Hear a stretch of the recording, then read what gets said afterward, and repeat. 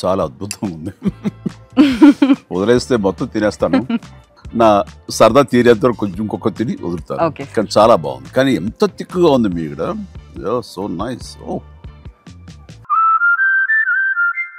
గాజాను పూర్తిగా ఆక్రమించుకునేందుకు ఇజ్రాయిల్ సిద్ధపడుతోంది అనే వార్తలు వస్తున్నాయి. ఇప్పటికే టైమ్స్ ఆఫ్ ఇజ్రాయిల్ కథనం ప్రకారం Israel prime minister Benjamin Netanyahu సంపూర్ణంగా గాజా ప్రాంతాన్ని ఇజ్రాయెల్ ఆక్రమణలోకి తీసుకురావాలని ఆలోచిస్తున్నాడు అంటూ వార్తలు ప్రచురించారు.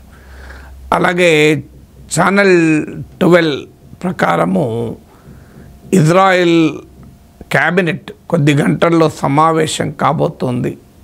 ఈ కీలక స్ట్రాటజీ సమావేశం, సెక్యూరిటీ స్ట్రాటజీ సమావేశంలో గాజా సంపూర్ణ ఆక్రమణకు నిర్ణయం తీసుకోవచ్చు అని కూడా అంటున్నారు. సో ఇజ్రాయిలీ మీడియా కథనాల ప్రకారం అయితే బెంజమిన్ నెతన్యాహు చాలా గట్టిగా చెప్పాడని, చీఫ్ ఆఫ్ ఆర్మీ సైన్యంకి నాయకత్వం వహిస్తున్న వారికి ఈ ప్రతిపాదన గనక నచ్చకపోతే వారు రాజీనామా చేసి వెళ్ళిపోవచ్చని కూడా హెచ్చరించారని. ఇక్కడ ఇజ్రాయెల్ భద్రతా బలగాల్లో కూడా ఈ గాజా పూర్తి ఆక్రమణ పైన భిన్నాభిప్రాయాలు వ్యక్తమవుతున్న సందర్భంగా ప్రధానమంత్రి ఈ స్ట్రాంగ్ కామెంట్ చేశారు అని కూడా అంటున్నారు. సో ముందుగా నెతన్యాహు ఎక్స్లో పోస్ట్ చేసిన వీడియోలోనే మనకు ఆయన ఉద్దేశం ఏంటో స్పష్టంగా అర్థమవుతుంది. మీరే చూడండి ఈ video.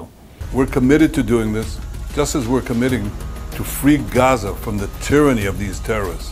And many Gazans come to us and they say, help us be free.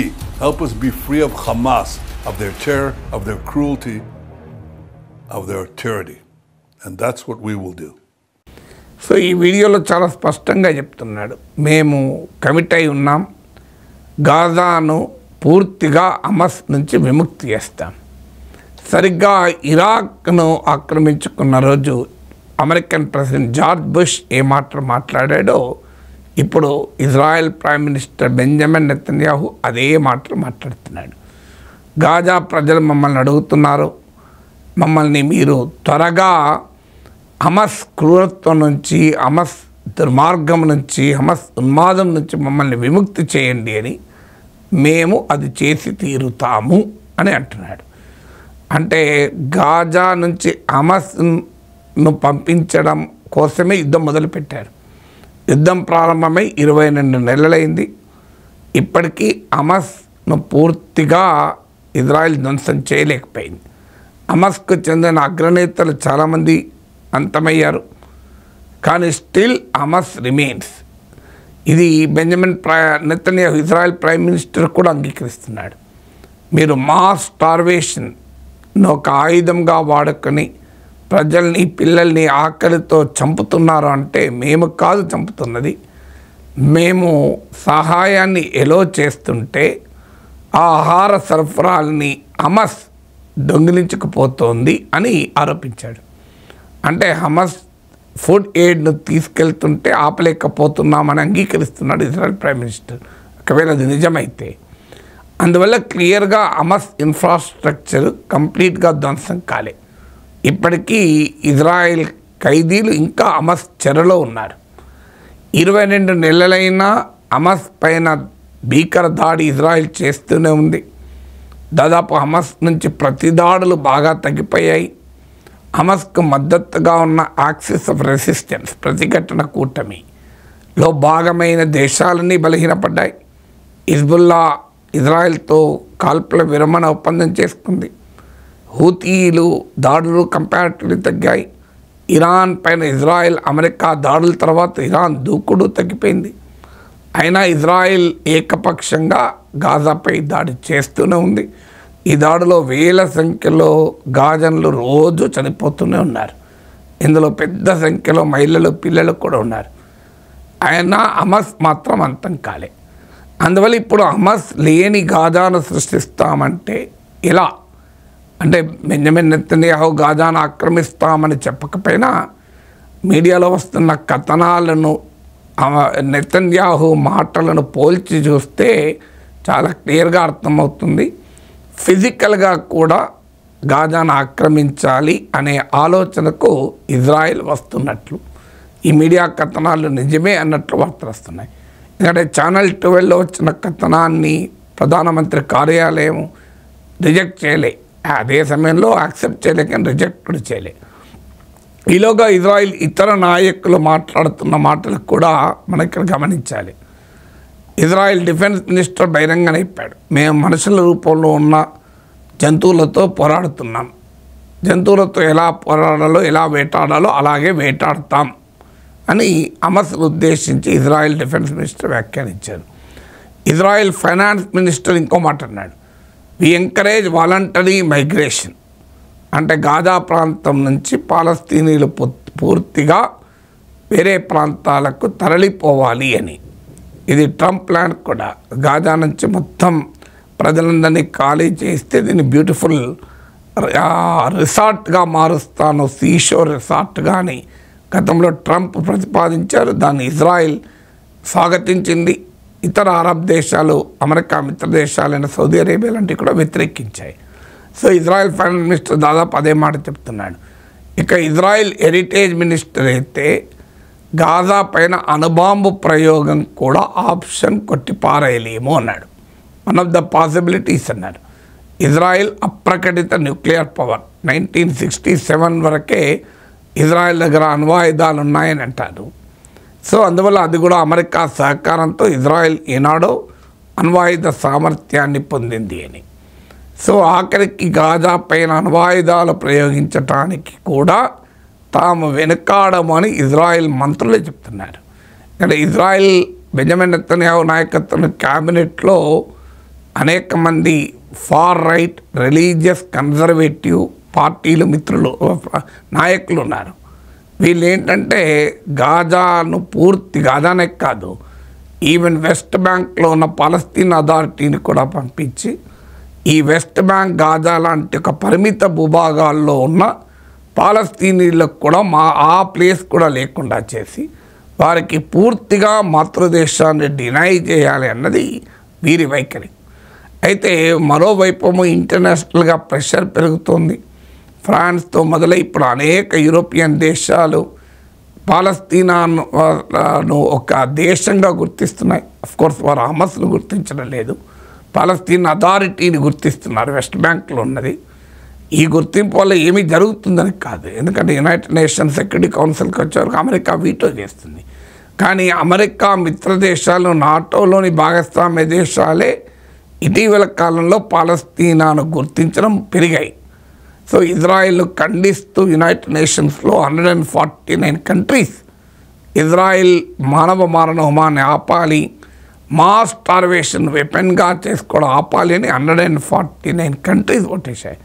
కేవలం 2 దేశాలు ఈ తీర్మానాన్ని, అంటే ఇజ్రాయెల్కి అనుకూలంగా ఓటు వేసిన 2 దేశాలు, తీర్మానానికి వ్యతిరేకంగా అంటే ఇజ్రాయెల్కి అనుకూలంగా, ఒకటి America, 2 Israel. 12 countries including India abstain అయ్యాయి. కానీ 149 దేశాలు, అంటే ప్రపంచంలో మెజారిటీ దేశాలు ఇజ్రాయెల్ని ఖండిస్తూ కాల్పుల విరమణ జరపాలని డిమాండ్ కూడా చేశాయి. అందువల్ల ఒకవైపు ఇంటర్నేషనల్ ప్రెషర్ పెరుగుతుంది. అయినా కూడా బెంజమిన్ నెతన్యాహు తన దాడిని దూకుడును ఆపడానికి సిద్ధంగా లేడు.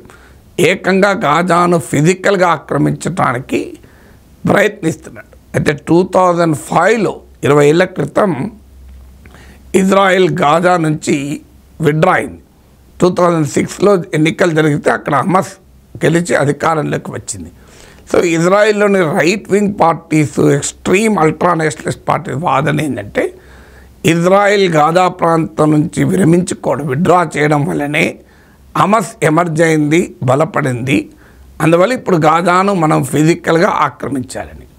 అయితే ఇప్పటికీ వెస్ట్ ఏషియా నిపుణులు ఫింగర్స్ క్రాస్ అంటారు ఇంగ్లీష్లో, ఇంకా స్టిల్ బెంజమిన్ నెతన్యాహు ఏం చేయబోతున్నాడు అనే దానిపైన భిన్నమైన అంచనాలు వస్తున్నాయి. ఒక పాసిబుల్ అంచనా నిజంగానే నెతన్యాహు తన రాజకీయ సర్వైవల్ కొరకే కావచ్చు, తనకు మద్దతు ఇస్తున్న ఫార్ రైట్ పొలిటీషియన్ల ఒత్తిడితో కావచ్చు గాజాను ఫిజికల్గా ఆక్రమించుకోవచ్చు అని. రెండవ పాసిబిలిటీ ఏంటి అంటే ఇది కేవలం ఒక ప్రెషర్ టాక్టిక్స్, అంటే ఇంటర్నేషనల్గా తమ పైన ప్రెషర్ పెరుగుతోంది కనుక దాన్ని టెస్ట్ చేయడానికి, అంటే అంతర్జాతీయ ఒత్తిడి ఏ స్థాయిలో ఉంటుంది, ఫిజికల్గా ఆక్రమిస్తామంటే అంటే టు టెస్ట్ ద వాటర్స్ అంటారు ఇంగ్లీష్ ఈడియం. సో దాని కొరకు అయి ఉండవచ్చని. మూడవది దేశీయంగా కొన్న నెతన్యాహు పైన ఖైదీలను విడుదల చేయాలి, ఖైదీలు కాదు, హోస్టేజర్ బందీలను విడుదల చేయాలని పెద్ద ఎత్తున ఒత్తిడి ఉంది. అందువల్ల హమాస్ ఏమో అందుకు అంగీకరించలేదు. పూర్తిగా ఇజ్రాయెల్ విడ్రా అయితే తప్ప మేము బందీలు విడుదల చేయమంటున్నారు. సో కంప్లీట్గా ఇజ్రాయెల్ సీజ్ ఫైర్ కాల్పులను ప్రకటిస్తే తప్ప అందుకు ఇజ్రాయెల్ సిద్ధంగా లేదు. అందువల్ల ఈ ప్రెషర్ టాక్స్ మేము పూర్తిగా ఆక్రమిస్తామని బెదిరించడం ద్వారా తమ దేశ బందీలను హమాస్ చెర నుంచి విడిపించుకోవటానికి ఒక ఎత్తుగడక వాడవచ్చు అని. ఒకవేళ నిజంగానే ఆక్రమించితే అది షార్ట్ టర్మ్ అవుతుందా లాంగ్ టర్మ్ అవుతుందో తెలియదు. ఎందుకంటే 2005 వరకు ఇజ్రాయెల్ ఆక్రమణలోనే గాజా ఉండే, కానీ 2005లో నిర్ణయం తీసుకున్న విడ్రాయ్ గాజా ప్రాంతాన్ని నుంచి వైదొలిగారు, కానీ గాజా సరిహద్దుల్ని ఇజ్రాయెలే కంట్రోల్ చేసింది. 20 ఏళ్ళుగా కూడా గాజాలోకి ఏది వెళ్ళాలన్నా, గాజా నుంచి మనుషులకు కానీ వస్తువులు కానీ బయటికి రావాలన్నా ఇజ్రాయెల్ అనుమతి లేకుండా సాధ్యమేది కాదు. ఆ 20 ఏళ్ళు అలా దిగ్బంధనం చేశారు కనుకనే చివరకు హమాస్ భయంకరమైన ఉన్మాదపూరితమైన తీవ్రవాద దాడి ఇజ్రాయెల్ పైన చేసింది. దాడిని ఎవరము సమర్థించము, కానీ ఆ దాడికి కారణం అయినటువంటి ఈ 20 years సఫకేషన్ కూడా మనం కొట్టిపారేయలేము. ఇప్పుడు మళ్ళీ ఆ చరిత్ర పునరావృతం అవుతుందంటారే. ఇప్పుడు మళ్ళీ వెళ్ళి గాజాను పూర్తిగా ఆక్రమిస్తే నిజంగానే పాలస్తీనా ప్రజలు ఫిజికల్గా తన ఆక్రమణలో ఉంచుకొని ఇజ్రాయెల్ ఆపగలుగుతుందా? అందువల్ల ఇది ఒక క్వశ్చన్. గత చరిత్ర చూస్తే సాధ్యం కాదని తెలిసింది. అయినా ఇలాంటి నెతన్యాహు లాంటి నాయకులు చరిత్ర నుంచి నేర్చుకోరు. వారి రాజకీయ ఉనికి కొరకు ఎక్కడికైనా వెళ్తారు. ఎందుకంటే ఇజ్రాయిల్లోని ప్రతిపక్ష పొలిటీషియన్లు మాజీ ప్రధానులు చెప్తున్నారు ఈ సమస్యకు శాశ్వత పరిష్కారం 2 state సొల్యూషన్. యూదులకు ఇజ్రాయిల్, అరబులకు పాలస్తీనా 2 దేశాలు ఏర్పడడం తప్ప మరో మార్గం లేదు. యునైటెడ్ నేషన్ చెప్పిన సొల్యూషన్ ఇదే, అమెరికా కూడా అఫీషియల్గా చెప్తున్న సొల్యూషన్ అదే, భారతదేశం అధికారిక view including Modi government view అదే, యునైటెడ్ నేషన్లో కూడా మన ప్రతినిధులు అదే చెప్పారు. ప్రపంచంలో అత్యధిక దేశాలు అదే కోరుతున్నాయి, కానీ అందుకు ఇజ్రాయెల్ సిద్ధంగా లేదు. పాలస్తీనాలోని అతివాద సంస్థలు కూడా సిద్ధంగా లేవు. సో ఫలితం ఇవాళ గాజాలో మానవ హోమం ఇలాగే కొనసాగడం.